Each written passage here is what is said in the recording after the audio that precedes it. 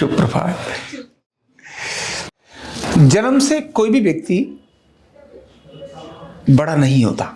बड़े घर में पैदा हो गया, इसके कारण लोग जान तो सकते हैं उसको। बड़े घर में पैदा हो गया तो लोग ये जान तो सकते हैं कि ये बड़ा है।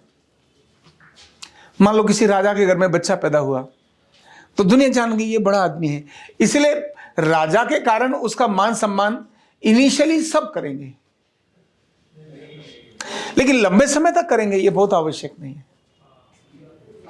थोड़े दिनों के बाद देखेंगे अरे नहीं ये सही है, बचना भाई ये तो बहुत अहंकारी है, बड़ा खुंदक वाला है, बहुत बदतमीज है, मतलब बहुत कुछ करेंगे।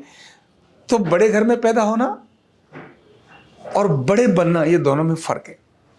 हम संघ में एक काम करते हैं, कोई भी एक सामान्य व्यक्ति शाखा के अंदर पहली बार ज्वाइन करता है, शुरुआत में ज्वाइन करता है, तो उसको देखेंगे थोड़ा ठीक है, लोगों से मिलता जुलता है, थोड़ी क्षमता लगता है या लगता है विकसित किया जाता है, तो कहेंगे भाई तुम गटनायक हो। क्या हो? गटनायक। गटनायक का मतलब किसी एक एरिया का, शाखा जो बड़ी है उसमें किसी एक एरिया का प्रमुख। या जैसे मान लो मारो की पीठ की बात करते हैं और हम किसी को देखते हैं कैसा काम करेगा, तो हमने कोई एक काम दे दिया, एक काम करो तुम इस एरिया का ये काम देखो, जरा कंप्यूटर पे ये आंकड़े बनाओ और ऐसे काम करो। और हमने देखा ये अच्छा आंकड़े बना लेता है, तब फिर उसको कहेंगे अच्छा तुम एक काम करो आंकड़ों के साथ अभी जरा ये दो चीजें और देखो। ऐसे शाखा में कहा हमने कि अभी तो वो गटनायक में केवल सुबह लोगों को जगाना और उठा के लाना इतना ही काम करता है, लेकिन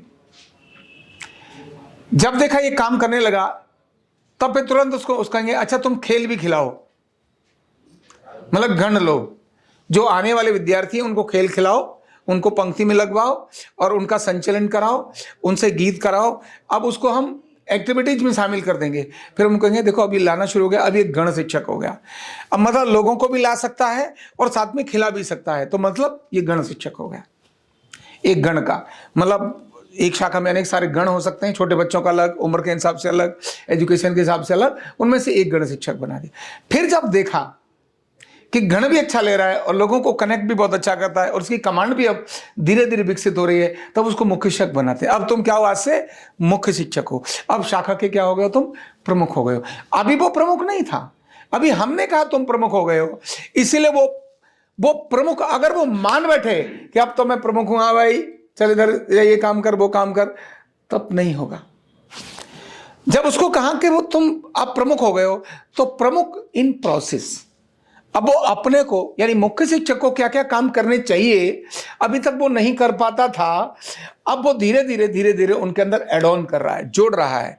अब मुझे लोगों को देखना भी आ गया है, अब मैं लोगों को लाइन से भी लगवा लेता हूं। अभी गण शिक्षक कौन सा खेल कराएगा, दूसरा गण शिक्षक कौन सा खेल कराएगा, गटनायक को क्या लेकर आना है या और बाकी स्वयंसेवकों को कौन कौन सी चीजें हैं, अब वो वहां ऑब्जर्वेशन में आ गया।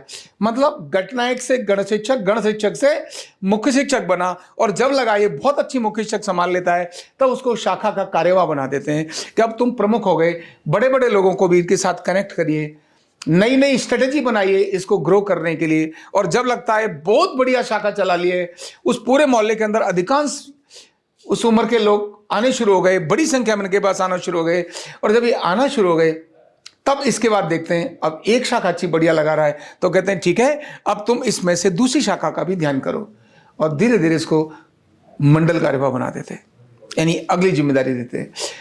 ऐसे ही IAS IPS जो बनते हैं, जो सिविल सर्विस की तैयारी करते हैं, कभी भी डायरेक्ट जाकर सेक्रेटरी नहीं बनाते उसको। अब एक सामान्य बालक उसको ट्रेनिंग दी, प्रशिक्षण दिया, उसके बाद उसको कहते हैं जा भाई तू डिस्ट्रिक्ट में कलेक्टर बन जा। सबसे पहले IAS होने के बाद किसी एरिया का कलेक्टर बना देंगे, जाओ कलेक्टर बनाओ। सबसे अधिक मेहनत का काम होता तो कभी भी कहीं भी है, लेकिन कलेक्टर के पास सबसे अधिक होता है, जो ऑन द स्पॉट डिसीजन देना होता है उसको। कितनी प्रॉब्लम्स फेस होती हैं, मोहल्ले के घर की लड़ाइयाँ उसको झेलनी पड़ती है, तब वो लड़ाइयों को झेलने के बाद, लोगों को मैनेज करने के बाद, गुस्से वाले व्यक्ति को कैसे डील करना है, और है बदतमीज आता बड़ा मुस्कुराता है, नहीं सर आपका आशीर्वाद सर, आप ही हो सर, और अंदर है बहुत बदतमीज और उधर सर सर ही बोले जा रहा है, तो उसको पता है इसको कैसे सर बोल के काम करना है। बोले हाँ आइए सर बैठिए, और नीचे हमारी लाल कुर्सी होगी अलग।